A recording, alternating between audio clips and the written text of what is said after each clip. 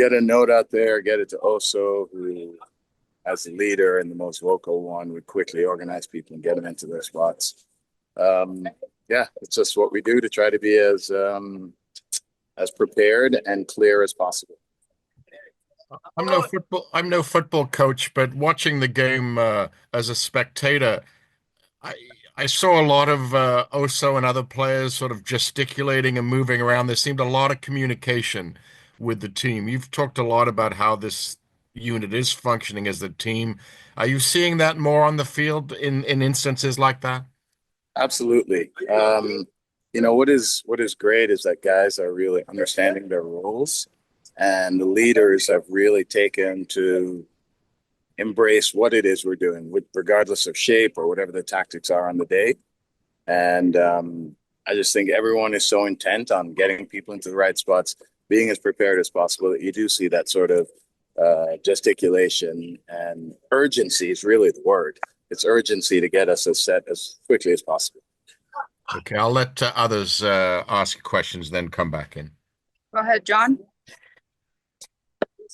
Hi, Robin. How are you? Good, thanks, John. How are you? Good. Please be sure to give my best to Greg as well. I will. We think very highly of him still.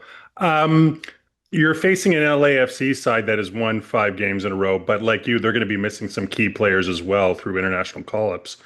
Just from a tactical perspective, what are you going to be looking from expecting from them on Wednesday night? Well, they're in a great run of form, and even though they're missing players, I wouldn't imagine they would change too much.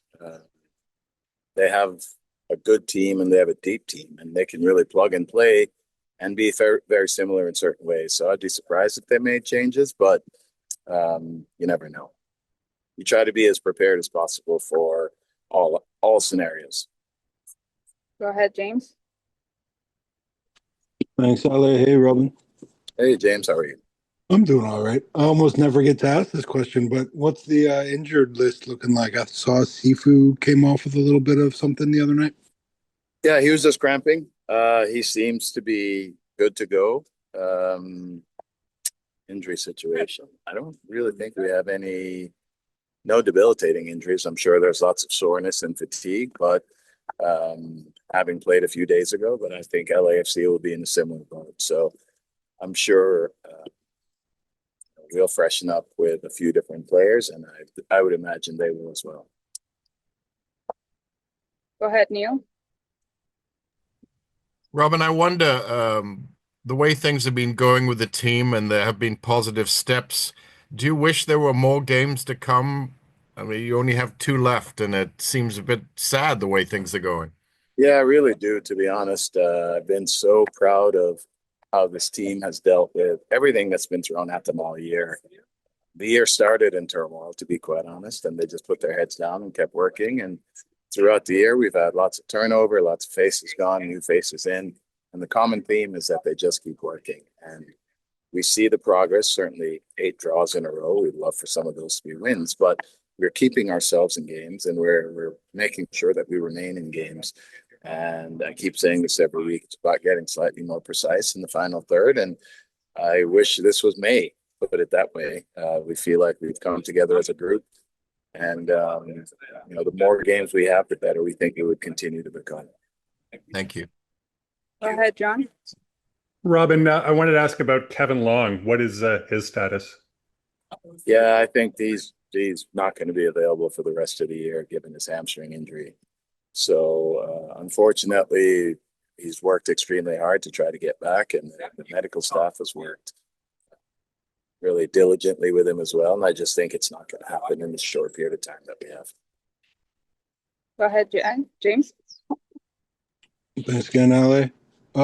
Robin, for most of the season, this has been kind of a fast break team in attack. But the last few games, I thought we've seen some possession established in that final third, some patience, looking for gaps in that defense. Is that an evolution we should continue to see as your longer term view comes to fruition? And I guess alongside that, how far down that pathway to your ideal do you think we are right now? I think it's definitely something that we have worked toward. I thought early in the year we struggled to build attacks, which led to the fact that we had to be more transition than anything else. And I really think you need to be proficient in both. This is a league that spends most of its money on people up front, which means they spend less money on people in the back. So we certainly want to try to put defenders under pressure. Transition is a great way to do that. You've seen how LAFC has been, but you also want to be able to establish some control. I do feel like in the last 2 months, we've done a much better job of being able to start attacks and being able to build and mount sustained attacks. We've gotten more deep progressions, and the last part of it is we have to be able to turn those deep progressions into actual things. Go ahead, John. Robin, post game, what will the boys have some days off before for the rest of the week, or will you guys go straight back into sort of training? No, they'll have a few days off, and we'll be back in on Sunday. We've only played one of the 2 games, but it will have been a long trip and a couple of grueling games and a couple of days to get themselves back together. I'm sure we're going to be dealing with a great deal of fatigue by the end of it. Go ahead, James. Yeah, just one last quick one, if that's all right. Robin, TFC2's season came to an end on the weekend. I know guys pop into training fairly regularly, but is this a chance to maybe add some depth for these last couple of matches? I know the bench was a little short in Chicago. Yeah, I mean, it certainly is. Nate Edwards is here. Lisa is here. Schaff is here. So, yes, certainly there will be an opportunity to provide some depth and look at a few guys and perhaps get a few more in even next weekend, depending on our numbers and injury situation looks like. And final question for Neil. Go ahead. Thanks. Robin, you've been asked this before, so forgive me for making you possibly repeat your answer, but I was struck by both Kobe and Kosi's performance in Chicago. Those are 2 guys that seem to have come a long way. Just your take on their performance and maybe their growth this year. I think both guys have really progressed, in my opinion. Both guys seemed a bit young and erratic when we first got here, and we just feel like over time they've worked incredibly hard. And Kobe has shown some real quality, and Kosi has shown some real quality and versatility. He's had to play right back. Sometimes he inverts into the middle. Sometimes he's out wide. And then he's had to play center back recently. And I think the common theme for both guys is that they're extremely proud. They play with a ton of pride.